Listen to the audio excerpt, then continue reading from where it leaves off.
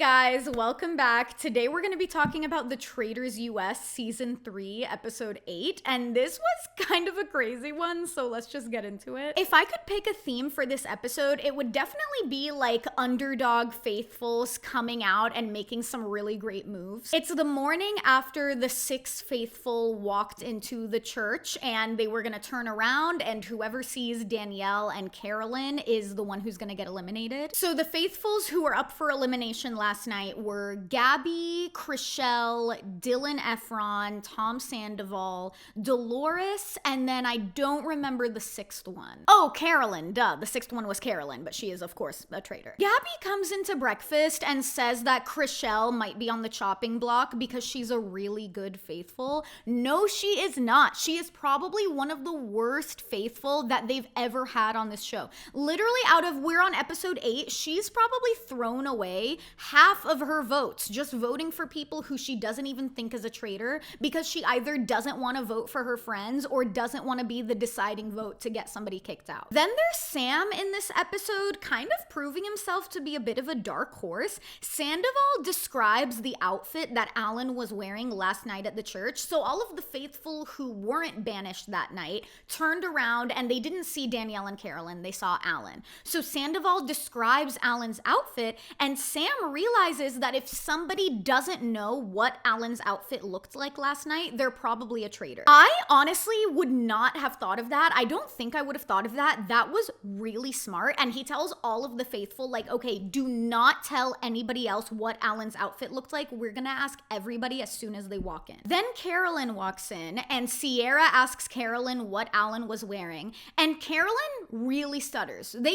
I don't know if this was an editing trick. A lot of people are coming out and saying this was probably an editing trick and she probably just dodged the question. But in the edit, at least, she was just kind of like, yeah, it was, these shoes. And, they at least made it look very suspicious. And then Sandoval kind of interrupts Carolyn and starts describing what his outfit looked like anyway, even though they all just said they weren't gonna describe what Alan's outfit looked like. But then the faithful give Carolyn kind of a pass. It's really interesting. That's why I think it was probably an editing trick, because I do not think the faithful would have let it go that easily. Although they seem to have let go the whole thing with Danielle messing up the portraits in that one riddle challenge. So I don't even know what they'll give up at this point. Carolyn and Danielle kill Chriselle. That was crazy to me. I was so sure that they were gonna kill Tom Sandoval after Sandoval successfully got Boston Rob out of the game the night before. Because the thing is, the faithful are never gonna banish Tom Sandoval. They all know that he's a faithful. They've known for a really long time now. So really, the only way that they can get rid of Sandoval is by murdering him. And they choose not to do that, and they instead kill Chriselle, who I'm pretty sure everybody also knows is a faithful anyway, because she's just so bad at playing this game. And I guess they could find a way to pin it on Dylan. I feel like out of all of the faithful who were on the chopping block that night, Dylan is probably the most likely to be a traitor, I guess. I guess he's the only one who they could reasonably pin it on if that's what they're trying to do. Here's the thing. Every time I talk about how confusing Carolyn and Danielle's strategies are, my boyfriend always says, he's like, listen, their strategy this season is if we don't know what we're doing, then nobody knows what we're doing. And that seems to be true. It feels like the faithful every single week are so confused. They cannot guess the traitors' next move. And I feel like that's because the traitors don't know what their next move is going to be. So clearly it's working for them. Sam is really coming in as a leader this episode. And it's really interesting because he's been in the back seat this entire time.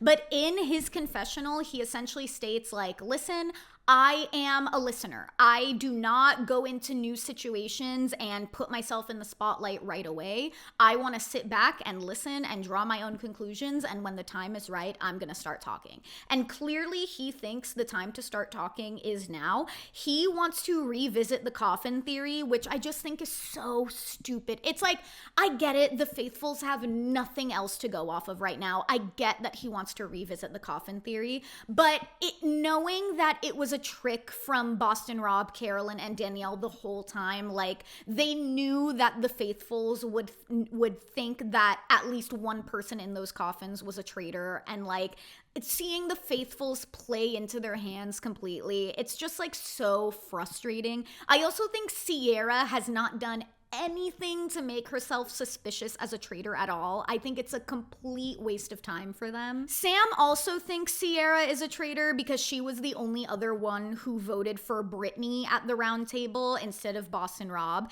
And Brittany, of course, agrees. I mean, Sierra went after her, so of course Brittany is gonna go after Sierra. I mean, here's the issue with so many of these faithfuls, especially the women, is that like, they're voting with their hearts and not their brains. It's like, Sierra, I get it. Like, Boston Rob talked you through the challenge and he was so sweet to you and he really wanted you to like make it through the whole 8 minutes with those bugs. That doesn't mean he's not a traitor. It just means he wants the shield and he wants to earn money for the team. And like, we've seen Chrishell vote with her heart for basically every single episode she's been on. She doesn't want to vote for her friends and she doesn't want to vote for this person because this person is so nice to her.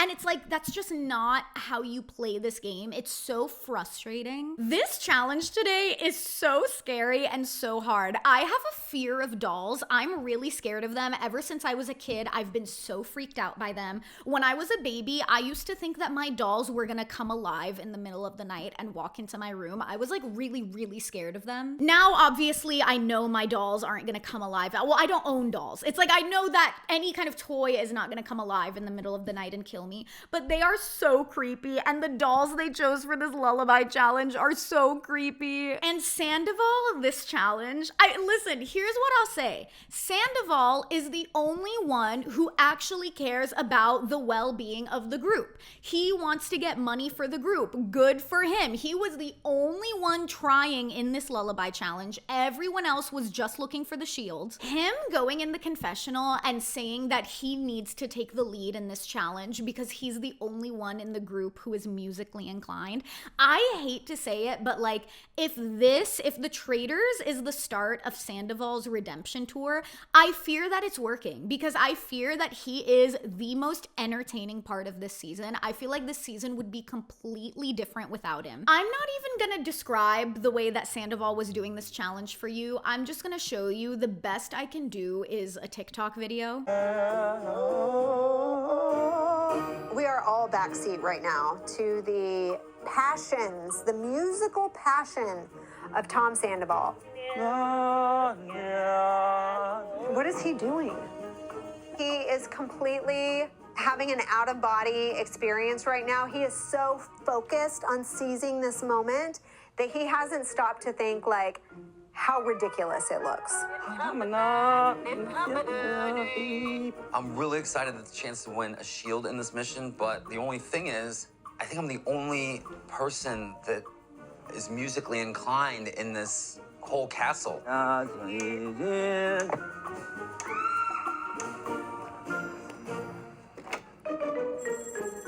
Yes, for castle.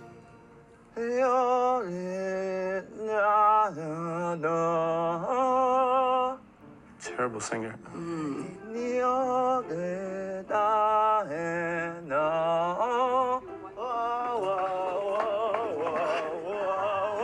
He's lubricated and ready.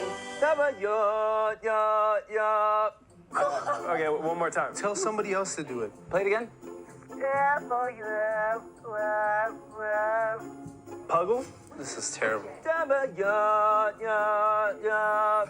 Every single person in that house hates Sandoval. It's so funny. Sandoval literally opened his mouth for 2 seconds. Sam immediately goes, awful singer, awful singer. So funny. I don't know if you saw this video, but Sandoval performed at somebody else's wedding. I don't know how recent it was, but there was a video of him singing at somebody's wedding. I think he has a future as a wedding singer. I think he would have so much fun. God knows he would love the attention. I feel like that is the perfect avenue for him. A lot of the faithful want to go for Sierra. Sierra. It's pretty much unanimous against Sierra right now. Sierra is a really tough cookie. You would know that if you watch Summer House, which, by the way, I just posted a recap of the season premiere of Summer House, so go check that out if you haven't already. And Sierra has such great arguments. She has such a great point. She immediately brings up the fact that Jeremy was killed in the coffins and he was the only one who brought Danielle's name up as a possible traitor beforehand. That is such a perfect argument, and it would be the perfect time for like Dolores or somebody else to bring up like, yeah, Danielle was also acting suspicious in that trivia challenge where she just would not put her name up to get a shield. Like, that is suspicious. And then Gabby could say, yeah, and actually I heard Danielle's voice coming out of the wine cellar and she was kind of having a secretive conversation in there with Carolyn. It's like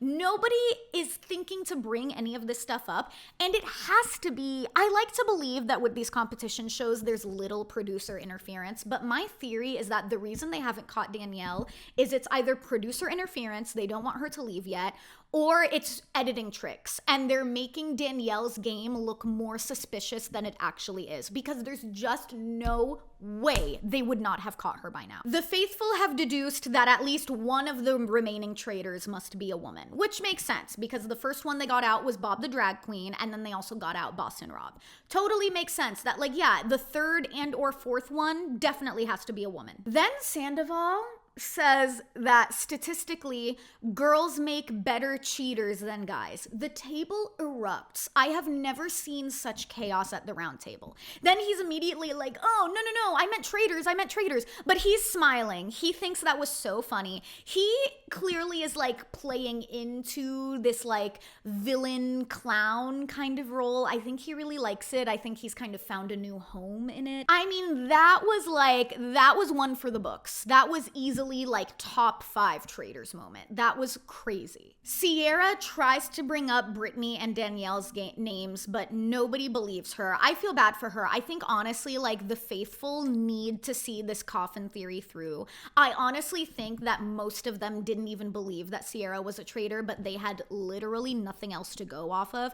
I mean, she is voted out unanimously. Danielle, her argument is that she voted against Boston Rob twice, and a lot of people close to her have been murdered, and that's enough for the faithfuls. And they vote Sierra out, I think completely unanimously. I think everybody votes for her. It honestly made me really sad to see everybody gang up on her. I mean, I know that's how this game works. It's like, I get it, and I'm sure she's not taking it super personally, but like, it just made me really sad because like, I do think that in this game, like, it's the toughest people who are at the biggest disadvantage because people are always gonna think that they're traitors just because they're tough and strong people. I mean, it's the same reason Nikki got voted out, right? Chriselle, literally all she said was like, yeah, your demeanor has changed. You're a lot like quieter now and more serious. And it was Sierra herself who said like, you never smile and you never like laugh with your chest. And it's like, the women are just getting punished for just like being themselves and not performing like femininity and levity and like delicateness. And like, it's sad. It's sad to see that. So she gets voted out unanimously, and when she says that she was a faithful, nobody really has a shocked reaction. I really think that everybody knew. They're all debriefing afterwards in the castle. Sandoval lies and says that Sierra didn't get a shield, which is a good strategy because Sierra just walked out with the shield. So I think it's good for them not to tell anyone that she had a shield. You want to throw the faithful off their game as much as possible. And now we're at a really interesting point in the game because it's guys versus girls now. The guys have determined, okay, that one of these traitors has to be a woman. We're going after the women. Dylan and a few of the other guys are kind of talking in the wine cellar, and he walks out on Danielle and Carolyn talking in the next room, and he's suspicious of Danielle. He's kind of side-eyeing her. I think maybe things are starting to be put together for him. People have mentioned Danielle's name, even though they haven't gone too hard on her. And it's interesting, I don't know if you saw, Sierra went on, I want to say it was either a podcast or a morning show show, but she said she was really disappointed to find out that Danielle was a traitor, because I guess she was in the castle like swearing on her kids and on her grandkids and just being like really intense about it, and Sierra didn't appreciate that. I'll show you the clip right now, but like I just thought that was a really interesting reaction, like between the crying every time one of her friends gets eliminated and she's like swearing on her kids, like she is being so intense in that castle. I was genuinely shocked at Carolyn being a traitor. And Danielle, I was like kind of disgusted that she was a traitor. I just didn't respect her game playing.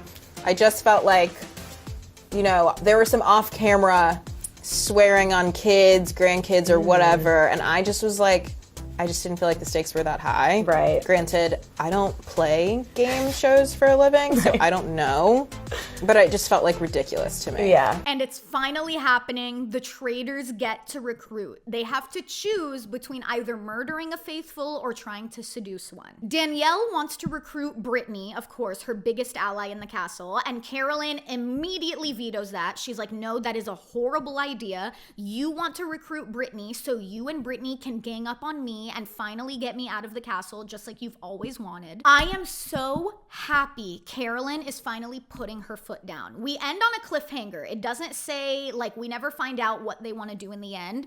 I really hope that Carolyn holds her ground and doesn't let Danielle recruit Brittany, because if she were to recruit Brittany, she would be out. 100% Danielle would gang up on Carolyn and get her out of the house. I mean, the best possible outcome of this show for me would be if everybody finally latches on to Danielle and they get her out of that house, and we can either get a Carolyn win or a Dylan win. That would be the perfect outcome. I am so sick of watching Danielle on this show. My theory, and a theory that a lot of people have, is that Brittany knows that she's a traitor. Somebody said, I read this on Reddit and I never got to see the podcast episode before it was taken down, but I guess Brittany went on a podcast and said that she knew Danielle was a traitor when she just brought up Carolyn's name as a traitor without like anybody having mentioned her name before, and with no evidence as to why Carolyn was acting suspicious. Brittany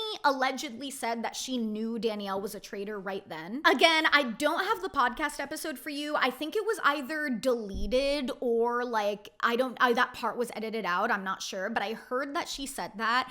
I do think that she is using, I think it's called like the traitor angel strategy, which I guess is a strategy where like one of the faithful has a feeling that this other person is a traitor, but they pretend like they don't think that they're a traitor, so that traitor will then protect them and keep them in the game. I mean, it's basically exactly what Danielle is doing for Brittany, right? Like Brittany's name has come up for murder, I think a couple times, and Danielle has vetoed it every single time, being like, no, that's my friend. I think that is exactly what Brittany wants. It's really heating up. I think we're getting close to the end. Once we get to the finale, when there are 5 people left, anybody who gets eliminated, they're not allowed to say whether or not they were a traitor or a faithful. So I think that's gonna be really interesting. I'm so excited for this Thursday. Keep an eye out this week. Once I finally finish all like 16 hours of the pods, I'm gonna post my recap of Love is Blind season 8 episodes 1 through 6. And also, like I mentioned, I posted a recap of the Summer House season 9 premiere and also the newest episode of The Real Housewives of Beverly Hills yesterday, so keep an eye out for that as well. But yeah, thank you so much for watching. Please make sure to subscribe if you haven't already, and I will see you next time.